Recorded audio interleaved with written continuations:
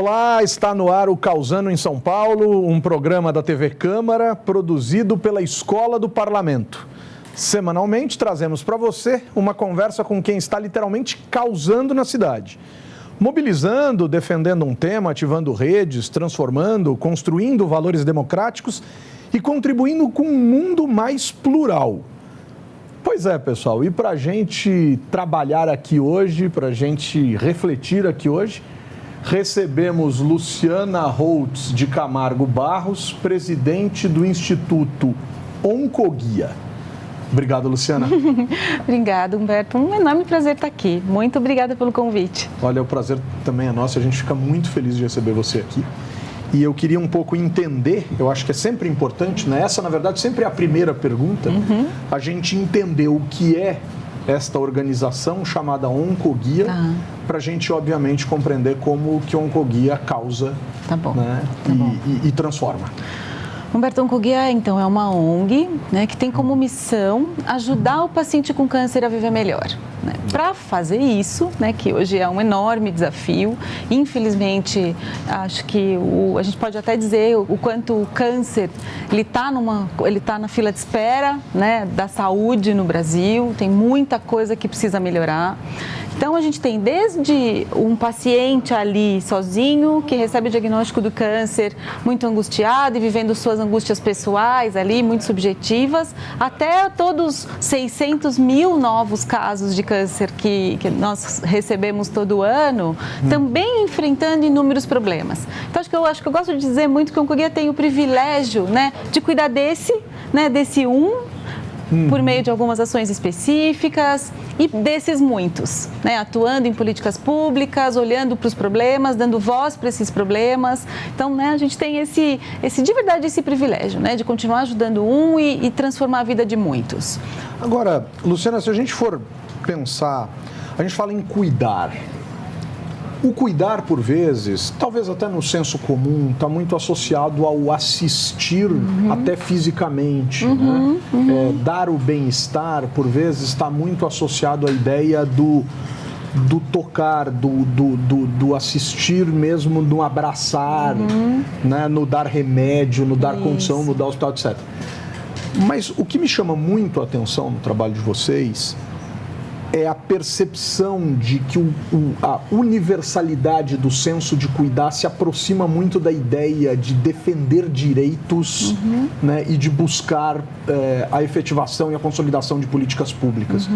Dá para entender dessa forma o papel do Oncoguia? Quer dizer, eu não preciso necessariamente te tocar para dizer que eu estou cuidando de você. É por aí que a coisa funciona. É por aí, Humberto. Fico feliz que você tenha, né, tido essa percepção. Porque a gente vem, inclusive, né, com o slogan do você não está sozinho, né? Então, e acho que aí, talvez um pouco pela minha formação, eu sou psicóloga e sou psico-oncologista, então eu literalmente cuidei muito, né, de pacientes assim. Então, eu acho que isso não sai do meu olhar, isso não sai, né, da forma como a Luciana atua, como a Luciana prioriza as coisas, e isso já está mais do que introjetado dentro da Oncoguia, né? Então, assim, a palavra acolhimento, a palavra atenção, a forma como a gente até comunica, até como a gente se comunica mesmo, né? Então, esse cuidado, essa forma de conseguir falar de um tema que ainda atemoriza tanto, né? De uma forma leve, sem tirar a gravidade. É muito sério, sim, receber um diagnóstico de um câncer.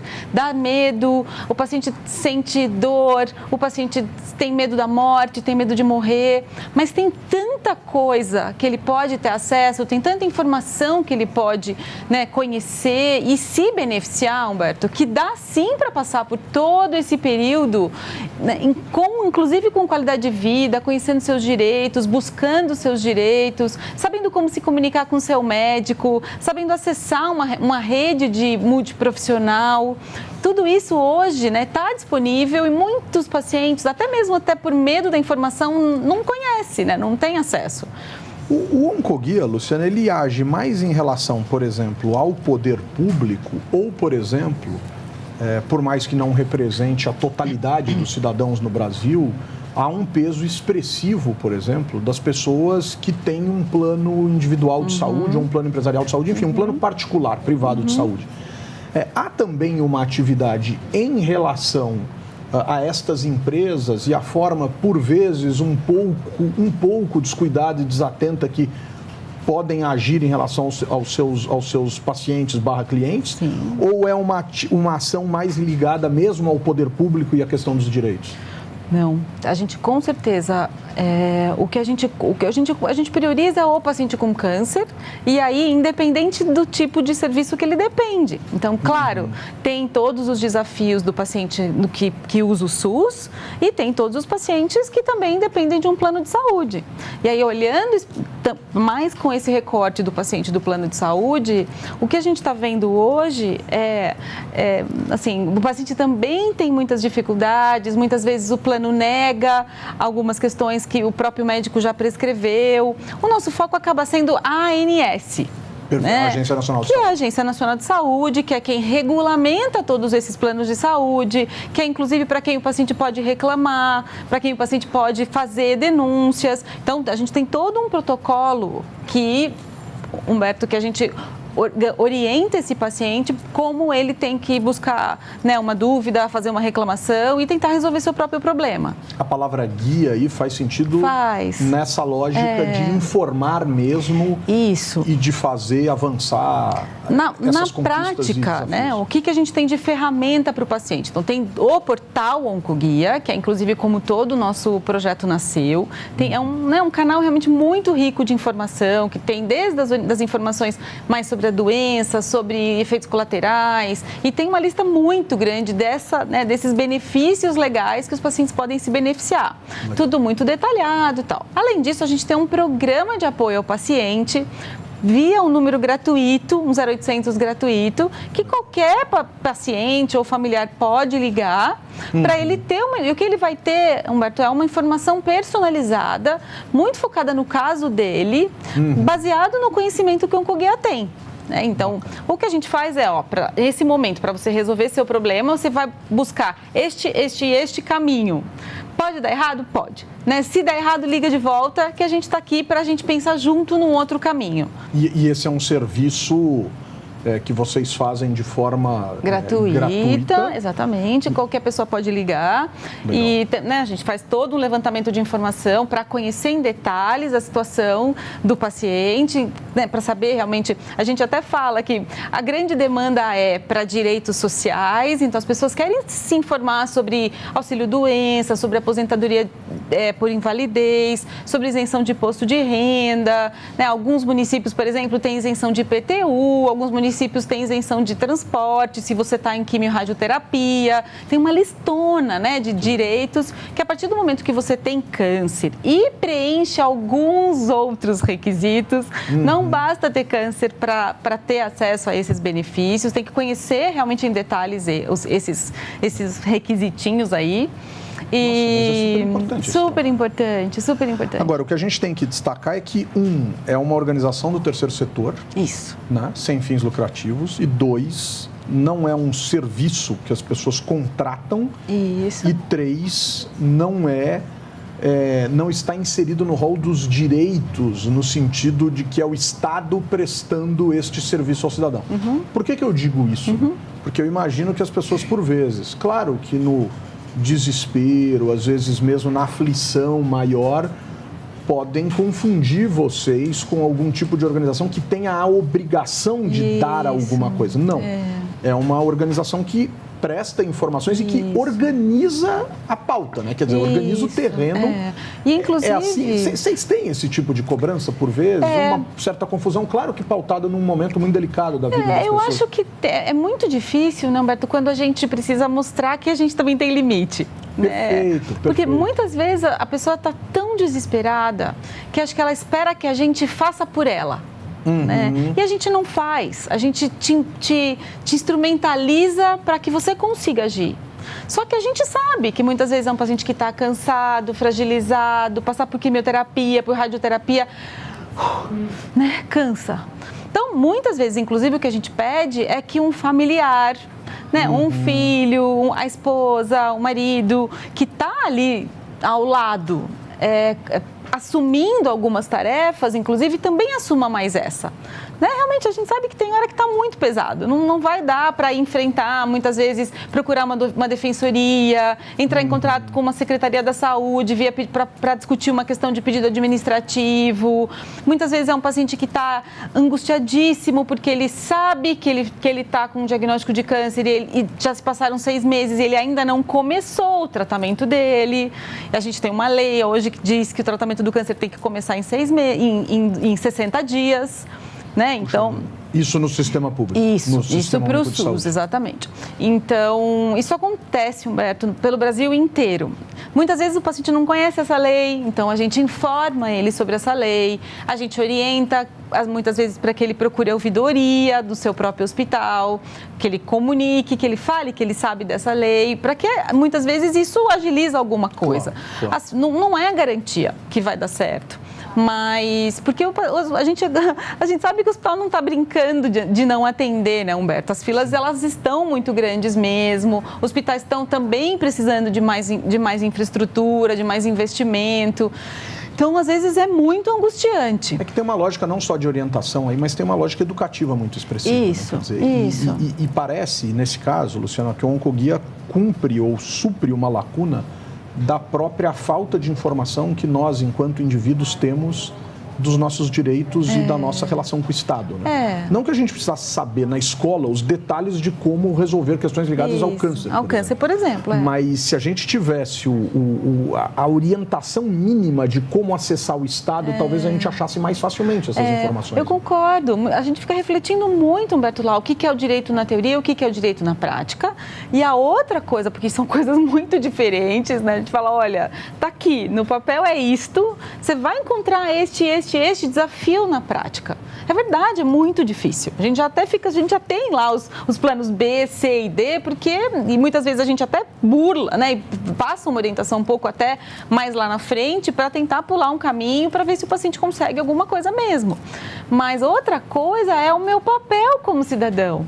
Né, o que eu tenho também, quais são os meus deveres, e não só, né, os meus benefícios, mas quais são os meus deveres, como que eu posso fazer. Uma coisa que a gente tem muita dificuldade, às vezes, assim, o paciente se sente até com medo de questionar, por exemplo, uma ouvidoria. Sabe, eu acho que ele está tão debilitado, está tão cansado pelo tempo que ele ficou na fila, pelo tempo que ele ficou esperando, que parece que ele fala, não, mas como assim agora eu vou ter que reclamar? É direito dele, né, Humberto? Muito legal. E... Isso é extremamente importante. Eu só vou pedir um minutinho para você e também para os nossos espectadores, para os nossos convidados, para quem está com a gente aí. A gente vai chamar um breakzinho rápido, mas a gente já volta. Conversa fundamental. Voltando com o Causando em São Paulo de hoje, conversando com Luciana Holtz Camargo Barros, presidente do Instituto Oncoguia, que estava aqui nos contando sobre os desafios. A gente estava numa questão, Luciana, do indivíduo, né? Do como trazer esse sujeito, trazer a família, trazer o sujeito, enfim. As pessoas, por vezes, quando tem um diagnóstico dessa natureza, de um câncer, enfim, primeiro, não é incomum, imagino, né, um apego maior à questão da fé, da religiosidade, etc., o que é importantíssimo. Também um apego a amigos, família e coisas dessa natureza, mas ela tem que ter um apego aos seus direitos. Né? A gente precisa acreditar que é por meio deles que a gente vai arrefecer esse nosso sofrimento, porque se as políticas públicas funcionassem bem, talvez a gente pudesse até, mudar o foco mesmo do Oncoguia, por exemplo, não ter que pensar no câncer. Eu costumo brincar que eu quero poder dizer que o Oncoguia vai acabar. Né? Porque muito provavelmente a gente conseguiu... É um ideal. Claro. É um ideal. Né? Do ponto de vista, claro, de ter cumprido sua missão. Sim, não de, sem dúvida. Não de Quem outras sabe questões. Um dia, porque aí sim, né, a gente vai ter menos pacientes sofrendo, com menos dor mesmo nesse momento da morte e com todos os desafios de enfrentar a doença. Então, como é que eu trago esse sujeito e o faço acreditar nisso? E a partir disso, né, existe uma rede de solidariedade? Quer dizer, a sensação que eu tenho é que a partir do instante em que uma pessoa vive esse tipo de situação e se entende dentro desse universo como um agente ativo, e não é obrigação, Não. claro que não, mas existem muitos ativistas dessa causa da tentativa de dar um bem-estar maior. São criadas grandes redes em torno da questão do câncer? Acho que temos inúmeras, Humberto. O que o onco tem muitas vezes, né? Como uma coisa do dia a dia, da forma como a gente se comunica e traz esse paciente para perto, né? Inclusive, a gente tem um conceito dentro do onco, é de você ser um par, que é o paciente ativo e responsável, e o paciente par, a ideia é que ele também entenda que a causa é dele, que o câncer é sim um problema de todos nós, e que quanto mais ele estiver pertinho, né, a força, não do oncoguia, mas a força essa luta contra o câncer, ela fica muito mais forte, mais uníssona e realmente a gente ganha mais espaço. Então, a gente tem realmente um trabalho constante de fazer com que esse paciente se informe. Num segundo momento, até a gente usa o termo empoderamento, né? Que ele se empodere, que ele conheça todos os instrumentos, que ele saiba quais são os seus direitos, que ele comece a entender os problemas reais que os outros pacientes, não só ele, né? Eu falo um pouco, tem muito essa transformação, né? Enquanto eu estou olhando ali só para o meu mundinho e tudo bem, né? Eu estou ali vivendo as minhas dúvidas, minhas dores durante o meu diagnóstico. Tem paciente que passa por isso e vai embora e não quer mesmo mais se envolver, mas a gente precisa que cada vez mais, né, ele saia desse, entenda a dor de muitos e passe a fazer parte dessa luta junto com a gente, né?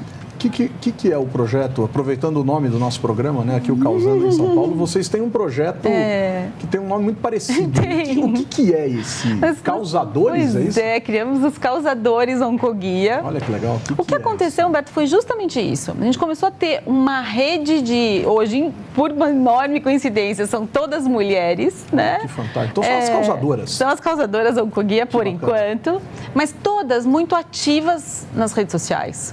Então, usando muito os seus canais, elas todas muito nesse momento de mudança, né? De sair do eu com meu diarinho virtual, só usando as redes sociais para me comunicar, de repente, com a minha família.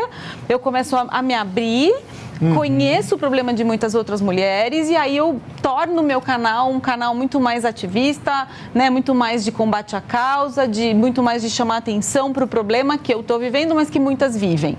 E muita aproximação com a Oncoguia, né? Chega perto, depoimento, ativa, participação nos nossos eventos, no nosso fórum político. E aí a gente resolveu, falou, bom, vamos então fazer uma rede com todas essas pacientes, com todas essas mulheres que são realmente muito ativas, com um objetivo inicial, Humberto, de trabalhar juntas para garantir uma internet segura no mundo da saúde. E, infelizmente, a gente tem um problema muito grave de muita bobagem, literalmente rolando nas nossas redes sociais, né? E bobagens sérias no mundo da saúde. Numa lógica mesmo de quase de fake news. Exatamente, de combate à fake news mesmo, assim. Então, inclusive, né, temos um manifesto, né, assinado por todas, com compromisso de que elas vão trabalhar juntas. E aí, além de serem porta-voz do tema, elas também são, né, assim, detetives e de informações sem qualidade, né? Que legal. Então, a gente está pertinho, fizemos um treinamento grande, né, de alinhamento científico, depois de disponibilizar ferramentas para que elas melhorem seus canais. E aí, juntas, lançamos, então, esse manifesto de combate à fake news e para a gente garantir um mundo seguro na internet quando a gente fala de câncer. Porque a gente tem visto, né, alguns canais de YouTube, por exemplo, de alguns youtubers que têm até apresentado, mostrado seus dramas pessoais no que diz respeito à questão do enfrentamento do câncer. A gente tem alguns exemplos de alguns artistas, por exemplo, que tornaram mais públicos os seus tratamentos, os seus sofrimentos. Acho que me vem à cabeça aqui, por exemplo, Reinaldo Gianecchini foi um cara que tornou público o seu sofrimento. No mundo político, a gente tem alguns políticos que se reservam mais nas suas famílias, mas tem alguns que tornaram mais públicos os seus sofrimentos. Me vem à cabeça aqui a recordação do ex-governador de São Paulo, Mário Covas, enfim. Agora, eu queria apelar um pouco, Luciana, para essa sua questão da psicóloga, né, da sua formação. Porque você dizia no começo, a pessoa fica sem chão, a pessoa fica desesperada, é um problema muito grave, grande, enorme. tem um medo muito grande, alguns tipos de câncer são mais curados muito rapidamente, outros acabam levando a uma morte muito lenta e muito dura e muito dolorida. Mas é impressionante como todo mundo que se cura do câncer se diz um vitorioso, né? Assim, eu venci. O quanto que a cabeça influencia nesse aspecto? Humberto, eu acho que muito, né? Tanto que existe uma diferença gigantesca entre aqueles que até buscam um apoio psicológico desde o comecinho, né? E que tem ali a sua retaguarda, o espaço para falar sobre esses fantasmas, sobre esses medos, até para se fortalecer emocionalmente. É um tratamento repleto de altos e baixos, emocionais, físicos, espirituais, né? Tem um paciente que briga com Deus hoje, daí demora uma semana, fala, não, agora eu fiz as pazes com Deus, né? Tem um paciente que entra realmente num quadro depressivo muito grave, que precisa ser olhado, inclusive do ponto de vista medicamentoso. Né?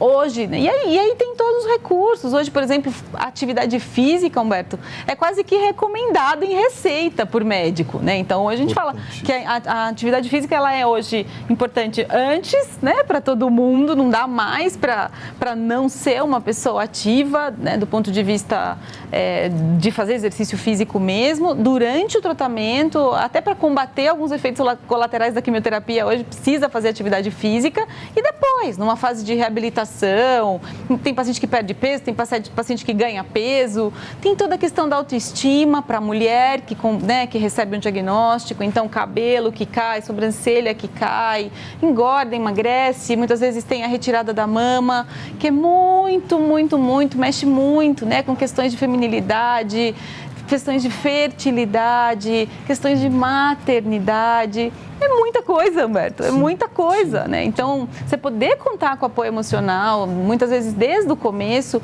e assim, Humberto, tem no SUS. Sabe, acho que a gente precisa saber procurar onde estão os recursos eles estão disponíveis e usufruir, né? Assim, acho que tem que ir atrás. Nesse sentido, quer dizer, a gente tem visto ao longo dos últimos anos, por exemplo, campanhas, né? A gente tem visto, inclusive ligada a cores, né? Interessante isso, Outubro Rosa, Novembro Azul. Acho que essas coisas são muito legais, a gente entender por que os prédios estão cor-de-rosa, por que o outro está azul, enfim. Mas eu queria sair um pouco para a gente terminar. Infelizmente, a gente está acabando. Eu tenho mais umas 200 perguntas para te fazer, enfim, mas acho que isso é papo, inclusive, para um outro encontro nosso aqui.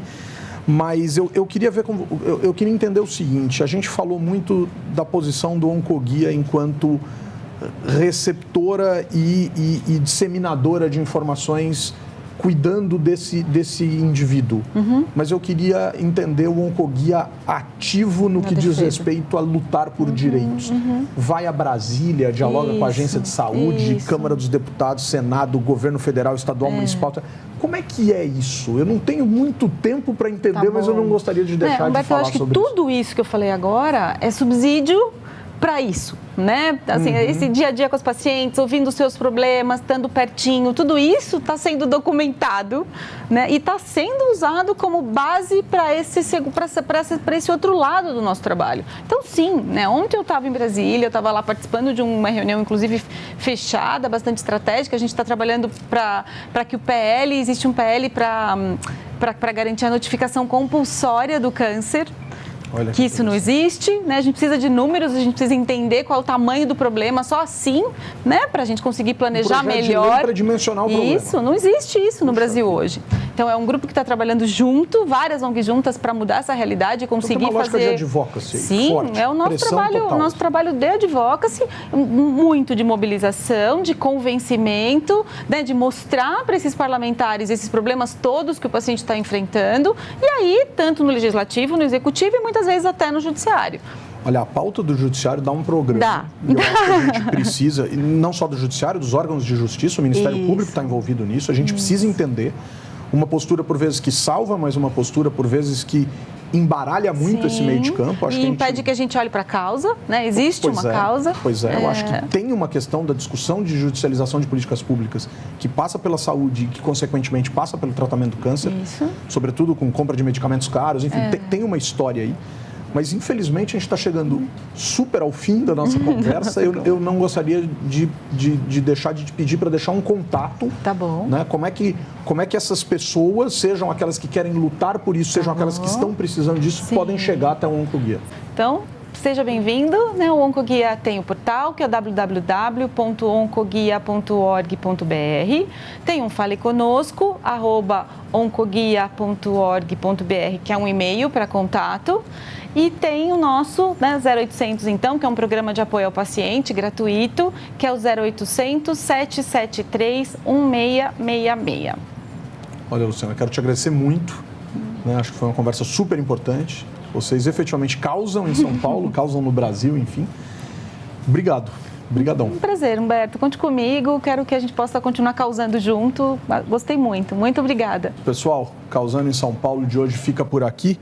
Acompanhe a programação da Escola do Parlamento. Acesse o portal câmara.sp.gov.br/Escola do Parlamento e até a próxima. Valeu, gente.